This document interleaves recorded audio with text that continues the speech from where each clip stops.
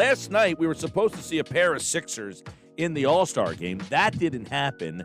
A wonky story that maybe Paul has more details on what it means moving forward, why they were not able to play last night. We'll get that in just a second, plus some other information. I got betting odds out here that has a new leader in the clubhouse if you're betting for the NBA champion, and that team resides in the Eastern Conference, not the West.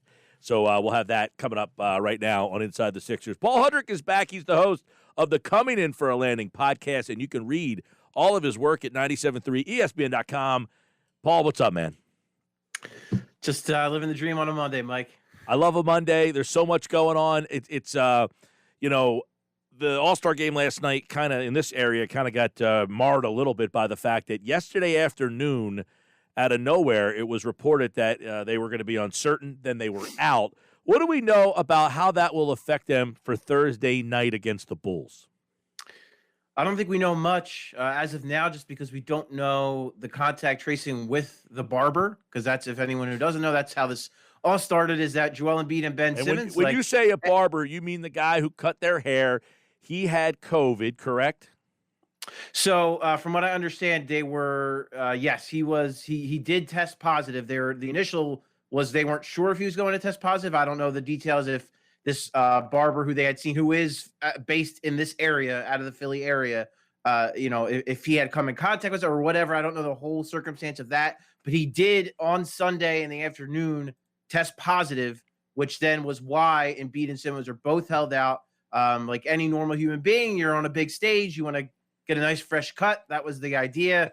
Then obviously their barber test positive, and that's what kind of put this into a whirlwind. And that's when they were both ruled out, was when the barber was deemed that he did have a positive test. They both continue to test negative, meaning Embiid and Simmons.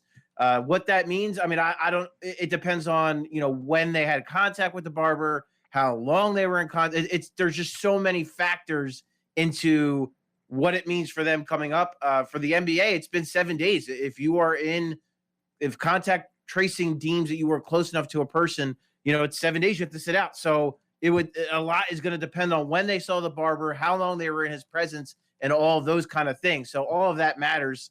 But it's complicated, Mike. I don't know when we're going to get answers. I'm hoping we'll get them soon. But, their status, I would say, is very much in the air for not just Thursday, but then Friday. They have a back-to-back coming right out of the break.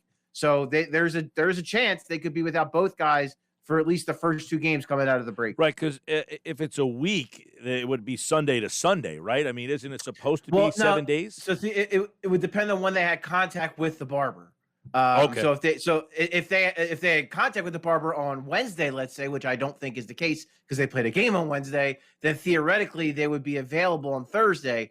But again, if it's Thursday, then maybe they could be available for Friday. I don't know 100% how that's all going to work. And this is all also, that is all saying that they continue to test negative. So they still have to, provide multiple negative tests between then and when they are available. So we'll see. It's tricky. The whole protocol thing is very complicated. And like I said, the contact tracing, it's going to depend on so many factors about when the contact took place and how long it took place. And that, of course, Paul, would change in the event that either one of them ended up coming down with the virus. This is that they've both, according to Doc last night anyway, they tested negative yesterday? Correct.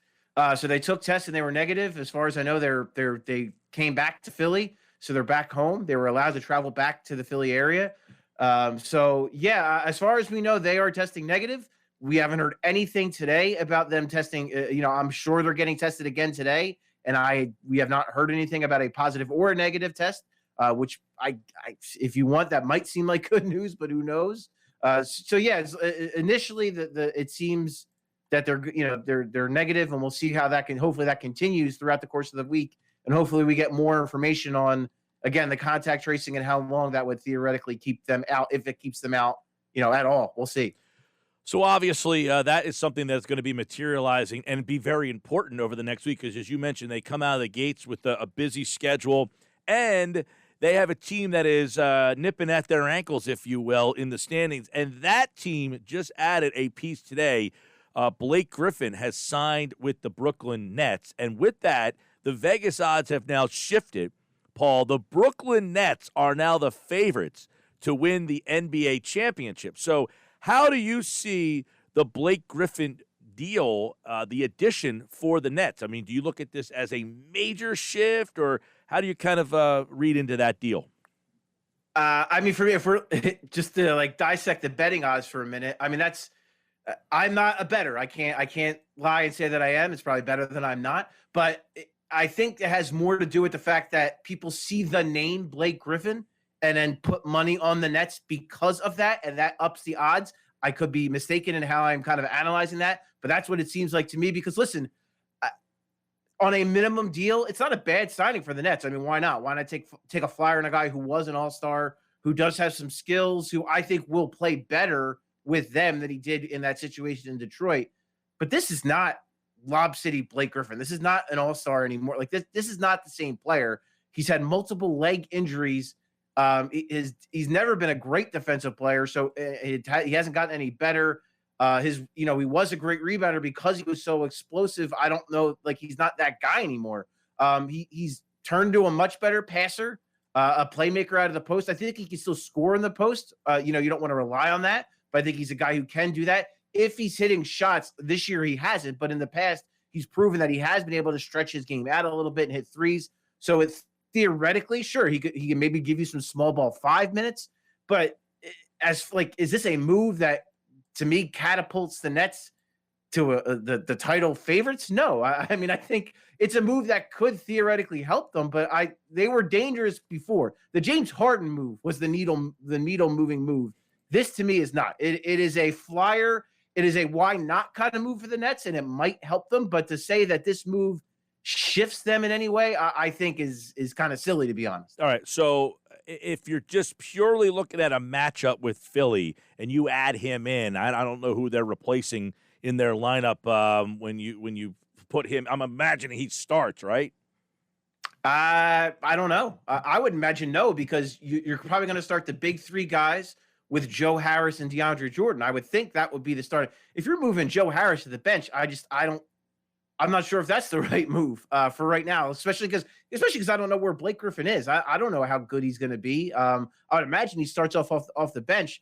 To me, the biggest thing, Mike, too, I think that people are like, it's kind of overshadowing, and I still think they miss the presence of Jared Allen, and I think they're going to continue to miss the presence of Jared Allen because he's a great offense. Like DeAndre Jordan, like Blake Griffin, is not the same guy. He's just not the guy he was with the Clippers. It's not the same player. Jared Allen, to me, was a guy that provided them some rim protection. He was decent against other bigs. Joel Embiid, no one could stop Joel Embiid right now, but if anyone could maybe give him a difficult time, he's one of the guys that perhaps could. And again, very good on the offensive and defensive glass. So to me, that's the guy that I think that type of player is kind of the archetype of the guy they needed, and they traded him to get James Harden. So to me, I don't think Blake Griffin replaces that. So I think they're still going to be active. They're still going to be looking for a guy who can play that type of game. So this isn't just their last move. I think this is a move that's going to affect them. Meaning Jared Allen, that's a move that's going to affect them now and going into the playoffs. I don't think they've ever really truly replaced that skill set. Paul Hudrick is the host of the Coming In for a Landing podcast. It's Inside the Sixers here on the Sports Bash. Over the weekend, there was a couple of names that you're going to start hearing these names. I mean, we still have a little ways to go, although it's getting closer to this trade deadline. Larry Nance was over the weekend. Also, P.J. Tucker is one that we may have talked a little bit about on Friday. I think we did on Friday about Tucker, but Larry Nance is kind of interesting. He's having a good year shooting the ball, best year he's had shooting the ball. Very athletic. Would he fill that stretch four behind Tobias? T.J. Tucker, I guess you're getting a more veteran, crafty guy. But as I know you guys are going to be working on a story for the website here, these names are going to start coming out. But do any of those two names rank ahead of, if you're just saying we just need that one little piece, is Larry Nance that one little piece that makes you feel like, okay, no, that's the guy? I wouldn't go that far, but I would say Larry Nance is a guy I would certainly have interest in. He could help them in a big way. As you mentioned, his shot has come a really long way. He was shooting 38% from three when he got hurt. And that's a steady improvement over the years. He has really stretched his game out, and he's become that guy. His defense has really improved. I think he was averaging close to 2 steals a game again before he got hurt. He gives you some positional versatility in that he can play the 4, he can play the 5. He's good if you're, when you're looking to switch. He won't get killed by guards and switches. If that winds up happening, if you get unfavorable matchups, he'll be able to handle his own. And then I love the idea of him in the small ball 5 role and then kind of running some pick and roll with some guys. So let's say again, like hypothetically, you get, even if it's just Shake Milton, let's just say you have him and Shake Milton kind of running where it Shake's the 1 and he's the 5. I love them in the pick and roll. I think you could definitely make some things happen where, again, because Nance has expanded his game and he can hit the 3, he can pick and pop, he can pick and roll because he's so explosive. He's a really good, really good at the rim. He can play above the rim, really good at catching lobs and kind of timing that. He's a good rebounder, good offensive rebounder. He's really active. So I think Larry Nance could absolutely play a big role and help them out in a big way. I would say he's with all due respect to Mike Scott, he's an upgrade over Mike Scott. And yeah, he's a guy, and also his contract is beyond this year. So he's a guy that could not only help you out this season in a title run, but perhaps in the future. He has some playoff experience, as you alluded to, not as much as PJ Tucker, probably not as kind of playoff tested as PJ Tucker, but still has played his fair share of playoff games and played in big games. So Larry Nance, he'd be pretty high on my list as a guy. If you're looking at strictly a reserve to help upgrade the bench, he'd be pretty high on my list. All right. By the way, those betting odds, Brooklyn's 1, Lakers 2, Clippers 3, Jazz 4, and then the 5th team is in the East, but it is not the Sixers. It is the Bucks. So right now, how do you see a matchup? Because everybody seems to be saying Sixers, Nets. How do you match up there? How do you see a Sixers-Bucks matchup? It would be very interesting, and I think they still match up kind of favorably, again, compared to some other teams. I guess I would be Giannis is Giannis. We've seen in the past Brett Brown has used Joel Embiid to guard Giannis. I don't know if that's what will happen. I don't know. Ben Simmons has come a long way, but Giannis does have a little bit of a strength factor on Ben Simmons, just a little bit. So I would be curious, but also Ben Simmons has done a pretty nice job on Chris Middleton, who I think is one of the more underrated players in the league. And Ben Simmons has done a pretty darn good job on him when they've matched up in the past. So I guess it would depend on the matchups. And I kind of worry, like the guy I kind of worry about, maybe that could be the X factor, would be Drew Holiday, offensively at least. As they sit here right now, you'd imagine Danny Green would have to guard Drew Holiday, and it's not an easy matchup for him. And then defensively, Brook Lopez is a guy that, again, no one-on-one, you're not stopping Joel Embiid. I don't care who you have. But Brook Lopez is a guy that gives them a chance compared to some other teams. So they match up pretty favorable in that sense as well. Again, Giannis probably guards Ben Simmons. Middleton's a decent defender. He probably gets Tobias Harris. So it would be a really good matchup. I'll put it that way. I know Milwaukee is another team. Their bench maybe hasn't been what they thought it would be.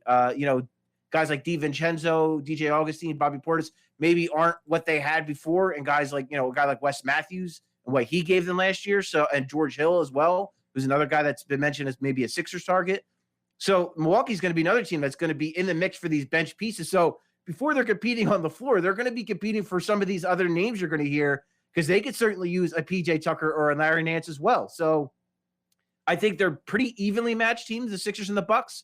And I think those little moves could be ones that put those teams over the top. Whether it is a Larry Nance or a PJ Tucker or George Hill, those guys could be the difference in a matchup when teams are so closely matched up as far as starting fives go. Well, I know that trade deadline, everybody will have their eyes on that. And, of course, the Sixers, Daryl Morey, what move will he make? We'll also be having our eyes on whether or not Joel Embiid and Ben Simmons will be ready to go for Thursday night when the Sixers take on the Bulls. You can hear that game right here on 97.3 ESPN. They play the Wizards on Friday, so a back-to-back situation. Then they're right back at it with the Spurs on Sunday, Tuesday with the Knicks, Wednesday. Get our first look at those Bucks. So that should be a very interesting time. By the way, the Knicks team, much improved. Spurs team, much improved. You got to deal with Bradley Beal and that Wizards team, which has actually played some better ball. in recent times before the break. So out of the gates, here we go. Thursday night, Paul and the team of Sixers guys over at 97.3 ESPN.com will have all the coverage of the second half right here on 97.3. All right, Paul, it's good to see you, man. You too, Mike. Take care, man. And Paul Hudrick, like all guests, appeared via the Boardwalk Honda hotline.